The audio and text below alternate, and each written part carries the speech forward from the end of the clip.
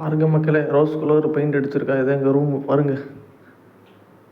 எங்கள் சித்தம்பையை துண்டை துவச்சி காயப்பட்டுருக்காப்புல, அதில் நீட்டாக காயப்பட்டுருவாப்புல பாருங்க. இதே நம்மளோட இது.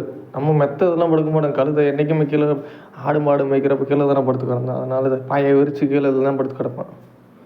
இதுதான் நம்மளோட ஏரியா. ஒரு 5 சட்டை இருக்கும், அவ்வளோதான். நம்ம எனக்கு கேர்ள் ஃப்ரெண்டாக இருக்குது வாங்கி கொடுக்குறதுக்கு. அந்த கொடுப்பணும் தான் இல்லையே. அந்த சட்டை நமக்கு இந்த கிரிக்கெட்டு ஜெர்சி, சிஎஸ்கே ஜெர்சியில் நிறையா வச்சுருப்போம். நமக்கு ஸ்போர்ட்ஸ் ரொம்ப பிடிக்கும்னால.